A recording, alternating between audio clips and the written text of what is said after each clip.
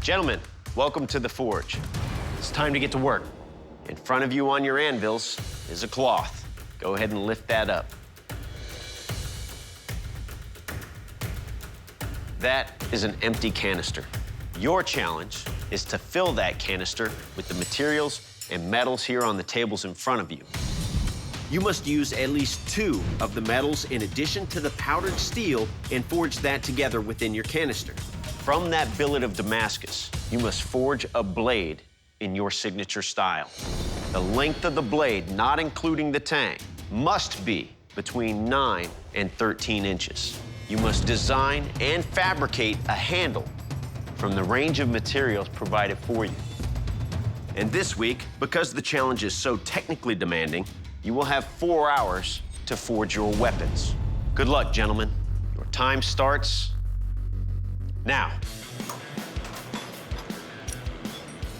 I'm trying to set my canister as tight as I can, snug fit, pack it in tight. Never done a canister Damascus. I've seen an internet video, and that's about my experience with it. After I filled up my canister and I waited for it into the forge, keep flipping it until I am confident that the interior temperature is that of the exterior temperature. I walk over to the press, I start squeezing it down. And guide is quenched. Up to this point, it's been all fun and games. The quench is where everything happens. Either make it or break it. Here you go. Peter just quenched. Peter's in the oil.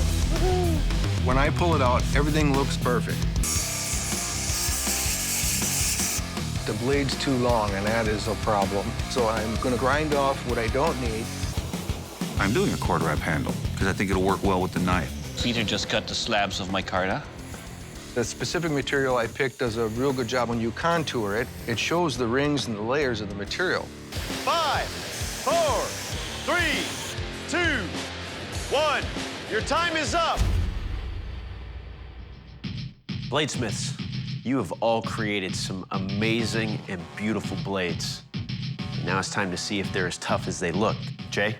All right, bladesmiths, I'm gonna attempt to thrust through and lever out your blades 3 times, and then we'll check to see how they hold up. Peter, you're up first. You ready? Absolutely. Let's do it.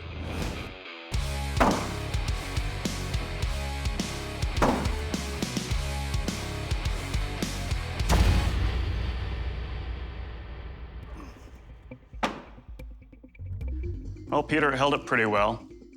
It's a good thing I was wearing a heavy glove, because my hand slipped up a couple times. Got a lot of meat on it, so it didn't penetrate real far. And we do have a little bit of a chip on the edge up front here. Okay. Doug? What I'm gonna do now is a sharpness test. Now we're gonna test your edge so we can cut the meat over here.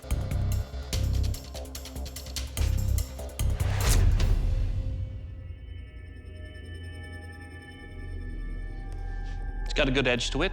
It made it a little more than halfway through. It did pull forward on my swing, but definitely likes to pull away from you on the guard. All right, Guy, your blade's up next. Are you ready? I'm ready.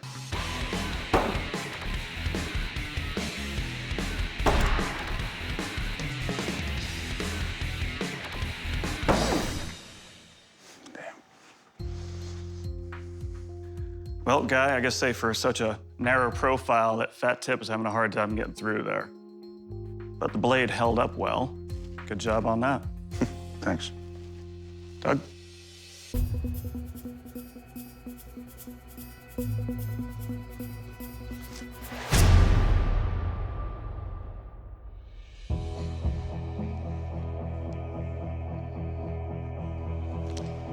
Felt very good. It cut about halfway through the meat. Good job. Thank you. Guy, Peter, congratulations. You guys are in the Forged in Fire final. We're asking you to create an iconic weapon from history. The Elizabethan rapier. It must be an authentic, fully functioning version of that classic weapon. We'll see you in 5 days. Good luck.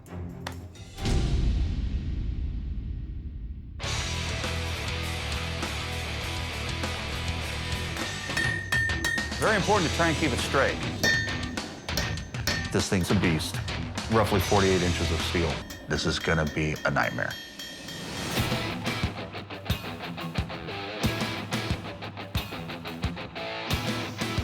They requested me to make a rapier. Difficulty factor on a 1 to 10 scale, I would give it an 11. I don't have the equipment for this thing. Get in there.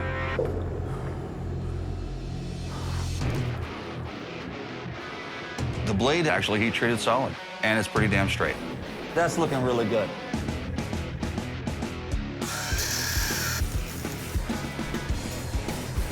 Well, I didn't hear it go ping, so that's really a good thing. I made an elliptical shaped guard, so you have a reference in your grip. You always know where the cutting edge is. This is what it's gonna be. And that's the balance. I'm gonna try to incorporate this as the butt cap. There's still plenty to do and not a lot of time to do it. Guy, Peter, welcome back to the forge. Looks like your time at home was productive. All right, gentlemen, first up is the slice test. Doug? Gentlemen, to test the sharpness of your tip, I will run it across this ballistic bag and then thrusting it. Let's see how sharp your tip is. Guy, you're up first. Are you ready? Ready.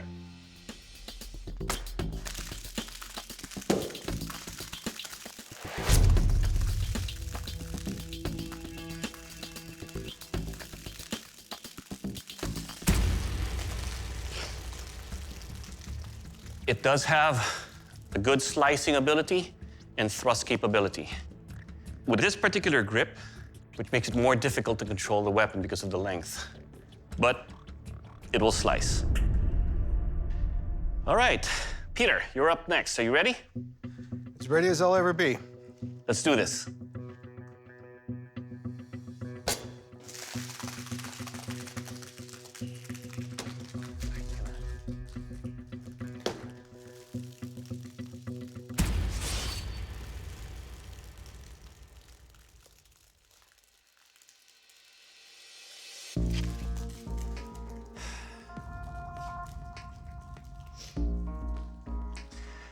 Well, Peter, it's very heavy.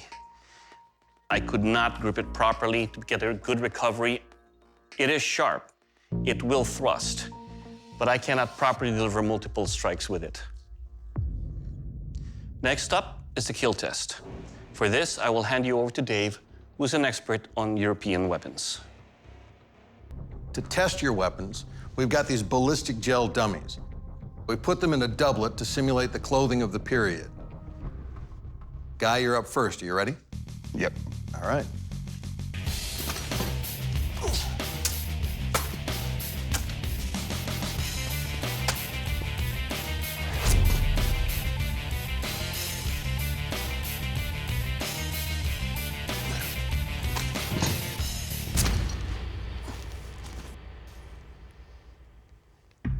Let's see what damage we did. The shot to the belly went in about 8 to 10 inches. Kind of went a little high there. Took him right in the chin. That would have gone right into his mouth, right into the brain. So, all in all, to quote a friend of mine, it will kill. So, Peter, you ready? Sure.